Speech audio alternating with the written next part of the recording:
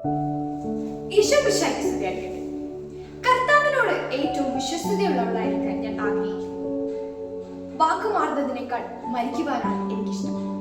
വിശുദ്ധ അൽഫോൻസാമയുടെ വാക്കുകൾ നിത്യമണവാളനായ മിശിഹായ്ക്ക് നൽകുവാനുള്ള ഏറ്റവും വിശിഷ്ടമായ സമ്മാനമായി വിശുദ്ധിയെ അവൾ ദർശിച്ചു. അഗ്നിശുദ്ധിയിലൂടെ വിശുദ്ധ അൽഫോൻസാമയുടെ ചാരിത്രം സംരക്ഷിക്കപ്പെട്ടത് മൂലം ശുദ്ധതയ്ക്കെതിരായ പ്രലോഭനങ്ങളൊന്നും അവളെ അലട്ടിയില്ല.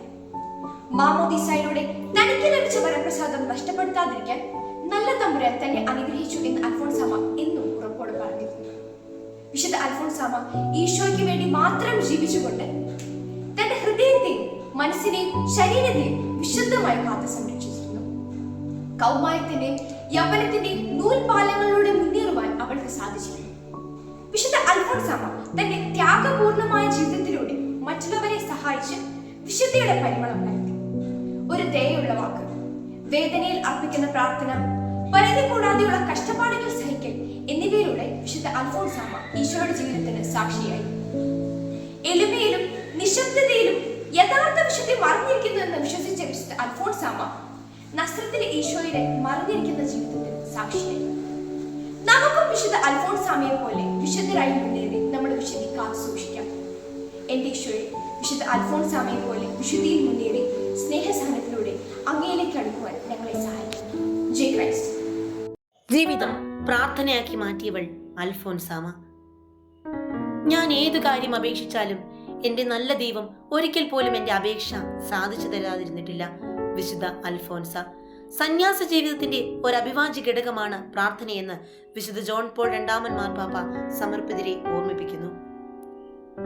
വിശുദ്ധ അൽഫോൻസാമയുടെ ജീവിതത്തിന്റെ ഉണ്മ പ്രാർത്ഥനയായിരുന്നു. ദൈവവുമായി പ്രാർത്ഥന വഴി അവൾ ഹൃദയബന്ധം വളർത്തിയെടുത്തു. പ്രാർത്ഥനയുടെ അവസരങ്ങൾ അവൾക്ക് ദിവ്യ മണവാളനോടുള്ള ഹൃദയ സല്ലാപത്തിന്റെ നിമിഷങ്ങളായിരുന്നു. ഒരു റേഡിയോ അതിന്റെ സപ്രക്ഷേപണ നിലയവുമായി ബന്ധപ്പെട്ടിരിക്കുന്നത് പോലെ പ്രാർത്ഥനയിൽ അൽഫോൻസാമയുടെ ഹൃദയം സദാ ദൈവവുമായി ബന്ധപ്പെട്ടിരുന്നു. കിട്ടുന്ന സമയമൊക്കെ താൻ വിശുദ്ധ കുർബാനയുടെ മുൻപിൽ ചെലവഴിച്ചിരുന്നുവെന്ന് അവൾ തന്നെ എഴുതിയിട്ടുണ്ട്. പ്രതിബന്ധങ്ങളും പ്രതിസന്ധികളും തന്റെ ജീവിതത്തെ ഒന്നിനു പുറകെ ഒന്നായി അലട്ടിയപ്പോൾ അവൾ പ്രാർത്ഥനയിൽ അഭയം തേടി. മനഃപൂർവമായ കാത്തിരിപ്പായിരുന്നു അൽഫോൻസാമയ്ക്ക് പ്രാർത്ഥന. അത് ആത്മാവിന്റെ നിസ്വരങ്ങളായിരുന്നു. പ്രാർത്ഥനയുടെ ബഹുസ്ഫുരണങ്ങൾ ക്ഷമയായി, സ്നേഹമായി, സഹനമായി അൽഫോൻസാമയിൽ നിന്ന് നിർഗളിച്ചു. പ്രാർത്ഥനയെ ഒരുക്കിയ ധൈര്യം സഹനത്തെ ചോദിച്ചു വാങ്ങുവാൻ, അതുവഴി സന്യാസ ജീവിതത്തിന് പുതിയ രൂപഭാവങ്ങൾ നൽകുവാൻ അവളെ പ്രാപ്തയാക്കി. ക്ലാരസഭാംഗമായ സിസ്റ്റർ സ്റ്റെഫീന സാക്ഷ്യപ്പെടുന്നതനുസരിച്ച് വിശുദ്ധ അൽഫോൻസാമയുടെ പ്രാർത്ഥന അവൾക്ക് ജീവിതം തന്നെയായിരുന്നു. ദൈവ സാന്നിധ്യത്തിലായിരിക്കുവാൻ അവൾ പരമാവധി ശ്രമിച്ചിരുന്നു. ഒരു സൂര്യകാന്തി പുഷ്പം സൂര്യനെ നോക്കുന്നത് പോലെ അൽഫോൻസാമ സദാ ദൈവത്തിലേക്ക് ദൃഷ്ടി തിരിച്ച് പ്രാർത്ഥിച്ചു. സ്നേഹത്തിന്റെ രശ്മികൾ കൊണ്ട് എന്റെ ഹൃദയത്തെ വിശുദ്ധീകരിക്കുകയും നിന്നോടുള്ള സ്നേഹത്താൽ എന്റെ ഹൃദയത്തെ എരിയിക്കുകയും ചെയ്യണമേ എന്ന് അവൾ നിരന്തരം മന്ത്രിച്ചിരുന്നു. മറ്റുള്ളവർക്ക് വേണ്ടി ദൈവത്തോട് പ്രാർത്ഥിക്കുമ്പോൾ അത് സാധിച്ചു കിട്ടുവാൻ സ്നേഹനാഥനുമായി അവകാശത്തോടും ഏറെ സ്വാതന്ത്ര്യത്തോടും കൂടി ന്യായവാദം ചെയ്ത് പ്രാർത്ഥിക്കുവാൻ അൽഫോൻസാമയ്ക്ക് കഴിഞ്ഞിരുന്നു. സഹനത്തിന്റെ അർത്ഥമറിയാനുള്ള താക്കോലായി അൽഫോൻസാമ പ്രാർത്ഥനയെ കണ്ടു. പ്രാർത്ഥന നിതാന്ത ജാഗ്രതയാണെന്ന് അൽഫോൻസാമ തിരിച്ചറിഞ്ഞു. ദൈവവുമായി ഐക്യപ്പെട്ട് ജീവിക്കുന്നവരുടെ ഹൃദയലാളിത്യത്തോടെ പ്രാർത്ഥനാ ജീവിതം നയിച്ച വ്യക്തിയാണ് അൽഫോൻസാമ എന്ന് പാലാരൂപത മെത്രാൻ മാർ ജോസഫ് കല്ലറങ്ങാട്ട് സാക്ഷ്യപ്പെടുത്തുന്നു. അൽഫോൻസാമയുടെ ജീവിതം മാതൃകയാക്കി ജീവിതത്തിന്റെ ഓരോ നിമിഷവും പ്രാർത്ഥന വഴി ദൈവവുമായി ഐക്യപ്പെട്ട് ജീവിക്കുവാൻ നമുക്ക് സാധിക്കണം. വിശുദ്ധ അൽഫോൻസാമയുടെ തിരുനാളിന്റെ ആശംസകൾ നേർന്നുകൊണ്ട് ഞാൻ എന്റെ വാക്കുകൾ സംഗ്രഹിക്കുന്നു.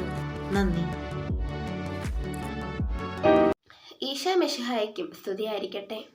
വിശുദ്ധരെ കുറിച്ച് നമുക്കുണ്ടാവുന്ന ഒരു ചിന്താഗതിയാണ് അവരുടേത് അസാധാരണമായ ജീവിതശൈലിയാണെന്നത്. പാപത്തിൽ വീഴാതെ ജീവിതാവസാനം വരെ വിശുദ്ധിയിൽ ജീവിക്കാൻ സാധിക്കുമെന്ന്. എന്നാൽ നമ്മുടെ ഈ പരമ്പരാഗത ചിന്താഗതിയെ തിരുത്തിയെഴുതിക്കൊണ്ട് വിശുദ്ധിയുടെ മകുടം ചൂടിയ ഒരു സാധാരണ വ്യക്തിയാണ് വിശുദ്ധ അൽഫോൻസാമ. ആദ്യം തന്നെ ഏവർക്കും വിശുദ്ധ അൽഫോൻസാമയുടെ തിരുനാൾ മംഗളങ്ങൾ നേരുന്നു. പ്രത്യേകിച്ച് അൽഫോൻസ നാമധാരികളായ ഏവർക്കും നാമഹേതുക തിരുനാൾ മംഗളങ്ങളും. കുടമാളൂർ ഗ്രാമത്തിൽ മുട്ടത്തുപാടത്ത് ജോസഫ് മറിയത്തിന്റെ പുത്രിയായി 1910 ഒക്ടോബർ 19 ജനിച്ച അന്നക്കുട്ടി 1928 ഓഗസ്റ്റ് 2 തന്റെ ദൈവവിളി തിരിച്ചറിഞ്ഞ് ഭരണങ്ങാനം ക്ലാരമഠത്തിൽ പ്രവേശിച്ചു. തുടർന്ന് 1936 ഓഗസ്റ്റ് 12 നിത്യവ്രത വാഗ്ദാനം ചെയ്തുകൊണ്ട് കർത്താവിന്റെ മണവാട്ടിയായി. സഹനത്തിന്റെ തീച്ചൂളയിൽ ആത്മാവിനെ വിശുദ്ധീകരിച്ചുകൊണ്ട് കുരിശാണ് രക്ഷാമാർഗമെന്ന് ലോകത്തെ പഠിപ്പിച്ചുകൊണ്ട് തന്റെ 36-ാമത്തെ വയസ്സിൽ 1946 ജൂലൈ 28 തന്റെ ആത്മാവിനെ ദൈവകരങ്ങളിലേക്ക് സമർപ്പിച്ചു. നമ്മെപ്പോലെ ഒരു സാധാരണക്കാരിയായി ജീവിച്ച് നാം ചെയ്യുന്ന സാധാരണ കാര്യങ്ങൾ അസാധാരണമായ വിധത്തിൽ ചെയ്തുകൊണ്ട് വിശുദ്ധിയുടെ പാതകൾ നടന്നു കയറിയവളാണ് വിശുദ്ധ അൽഫോൻസാമ. മനുഷ്യന്റെ സ്വാഭാവിക പ്രവണതയാണ് സഹനത്തിൽ നിന്ന് ഒളിച്ചോടുക എന്നത്. എന്നാൽ ഇതിൽ നിന്ന് വ്യത്യസ്തമായി വിശുദ്ധ അൽഫോൻസാമ തന്റെ ആത്മരക്ഷയുടെ മാർഗമായി സഹനത്തെ കണ്ടു. തന്റെ രോഗങ്ങളെയും തെറ്റിദ്ധാരണകളെയും സന്തോഷത്തോടെ സ്വീകരിച്ചു. ഈ സഹനങ്ങളെല്ലാം അൽഫോൻസാമയ്ക്ക് സംയമനത്തോടെ സ്വീകരിക്കാൻ കഴിഞ്ഞത് ക്രൂശിതനായ ഈശോയോടുള്ള സ്നേഹം കൊണ്ട് മാത്രമാണ്. സഹനവും ത്യാഗവുമാവുന്ന കല്ലുകൾ കൊണ്ടാണ് സ്വർഗത്തിൽ നമുക്ക് മാളിക പണിഞ്ഞിരിക്കുന്നത് എന്ന അൽഫോൻസാമയുടെ വാക്കുകൾ ഓർത്തുകൊണ്ട് ജീവിതത്തിലുണ്ടാവുന്ന ഓരോ സഹനങ്ങളും സന്തോഷത്തോടെ സ്വീകരിക്കാനുള്ള ശക്തി ലഭിക്കട്ടെ എന്ന് ആഗ്രഹിച്ചുകൊണ്ട് നിർത്തുന്നു. നന്ദി. ഈശോ മിശിഹായ്ക്ക് സ്തുതിയായിരിക്കട്ടെ. എനിക്ക് എത്ര മനോവേദന ഉണ്ടെങ്കിലും ആ വേദന ഈശോയുടെ തിരുഹൃദയത്തിൽ ഒരു പുഷ്പമായി കാഴ്ചയർപ്പിക്കുമ്പോൾ എനിക്ക് നല്ല ആശ്വാസമായി പകർന്നു കഴിയും. വിശുദ്ധ അൽഫോൻസാമയുടെ വാക്കുകളാണിത്. ക്രിസ്തീയതയുടെ മകുടമായി ക്ഷമിക്കുന്ന സ്നേഹത്തെ ആധ്യാത്മിക പിതാക്കന്മാർ എടുത്തു കാണിക്കുന്നു. ക്ഷമ ബലഹീനതയുടെ ഒരു അടയാളമായിക്കൊണ്ടിരിക്കുന്ന ഈ കാലഘട്ടത്തിൽ ഭരണജ്ഞാനത്തെ അൽഫോൻസാമ ക്ഷമയ്ക്ക് ഉജ്ജ്വലമായ മാതൃകയാണ്. അൽഫോൻസാമയിൽ ആകർഷകമായി കാണുന്നത് അവളുടെ ശത്രു സ്നേഹമാണെന്ന് സിസ്റ്റർ സെറാഫീന സാക്ഷ്യപ്പെടുത്തി. 1936 ഓഗസ്റ്റ് 14 വിശുദ്ധ അൽഫോൻസാമ തന്റെ ആധ്യാത്മിക ഡയറിയിൽ എഴുതി: ചെയ്യാത്ത തെറ്റിന് എന്നെ കുറ്റപ്പെടുത്തിയാലും ഞാൻ പറയും, ഞാൻ ഖേദിക്കുന്നു, എന്നോട് ക്ഷമിക്കണമേ എന്ന്. രോഗശൈലിയിൽ കിടന്നുകൊണ്ട് അൾത്താരയിൽ പൂക്കൾ അർപ്പിക്കുന്ന ഭാവചലനങ്ങളോടുകൂടി വിശുദ്ധ അൽഫോൻസാമ പ്രാർത്ഥിച്ചിരുന്നു. ഓ എന്റെ ദൈവമേ, എന്നെ വേദനിപ്പിച്ചിട്ടുള്ള എല്ലാവരോടും എപ്പോഴും ഞാൻ ക്ഷമിക്കുന്നു. എനിക്ക് അവരോട് യാതൊരു നീരസവുമില്ല. അവരെന്താണ് ചെയ്തതെന്ന് അവർക്ക് അറിഞ്ഞുകൂടായിരുന്നു. സ്നേഹപിതാവായ ദൈവമേ, എന്റെ പാപങ്ങൾ ക്ഷമിച്ചതുപോലെ അവരുടെ പാപങ്ങളും ക്ഷമിക്കണമേ. നാം ഇപ്പോൾ കാണുന്നത് സഹിക്കാനും ക്ഷമിക്കാനും ബുദ്ധിമുട്ടുള്ള ഒരു ലോകമാണ്. പ്രതികാരമാണ് ഇന്നെവിടെയും. മറ്റുള്ളവരുടെ വേദനയോ ദുഃഖമോ നമുക്കൊരു പ്രശ്നമല്ല. ചിലപ്പോൾ നാം ഇതിൽ സന്തോഷിച്ചെന്നും വരും. ഇത്തരം ക്രൂര മനസ്സുള്ളവരുടെ വേദനകൾ കൂടി ഏറ്റെടുക്കാൻ തയ്യാറായ ഒരു അത്ഭുത പുണ്യവതിയാണ് വിശുദ്ധ അൽഫോൻസാമ. ക്ഷമയുടെയും സ്നേഹത്തിന്റെയും ഏറ്റെടുക്കലിന്റെയും വിട്ടുകൊടുക്കലിന്റെയും പാഠമാണ് വിശുദ്ധ അൽഫോൻസാമ നമുക്ക് ഉപദേശിക്കുന്നത്. നമുക്കും ഈ ധീര പുണ്യവതിയുടെ മാതൃക സ്വന്തമാക്കാം. നന്ദി. ഈശോ മിശിഹായ്ക്ക് സ്തുതിയായിരിക്കട്ടെ.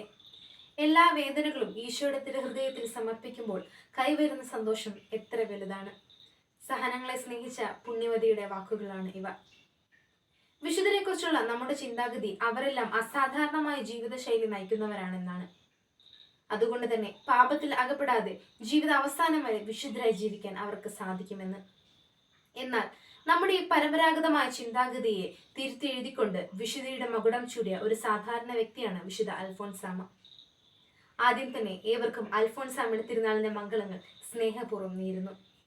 ഒപ്പം അൽഫോൻസ നാമധാരികളായ ഏവർക്കും നാമഹീത തിരുനാളിന്റെ മംഗളങ്ങളും.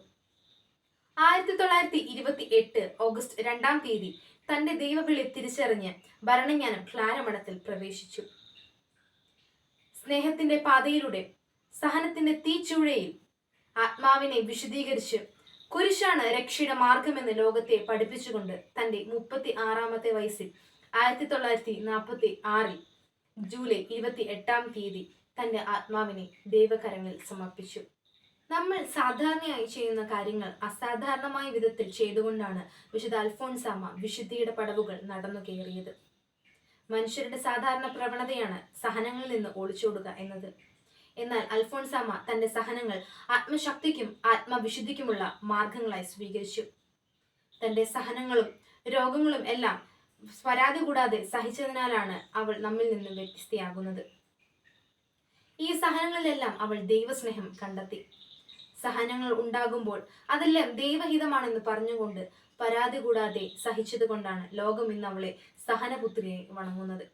സഹനങ്ങളും ത്യാഗങ്ങളുമാകുന്ന കല്ലുകൾ കൊണ്ടാണ് നമ്മുടെ മാളികകൾ സ്വർഗത്തിൽ പണിയപ്പെടുന്നത് എന്ന വിശുദ്ധ അൽഫോൻസാമയുടെ വാക്കുകൾ ഓർത്തുകൊണ്ട് സഹനങ്ങൾ വിശുദ്ധിയിലേക്കുള്ള മാർഗങ്ങളാണെന്ന് പരിഗണിച്ച് അവ സന്തോഷത്തോടെ നമ്മുടെ ജീവിതത്തിൽ സ്വീകരിക്കുവാനുള്ള ശക്തി ലഭിക്കുന്നതിനായി ആത്മാർത്ഥമായി ആഗ്രഹിക്കാം, പ്രാർത്ഥിക്കാം. നന്ദി, നമസ്കാരം. ജയ് ക്രൈസ്റ്റ്.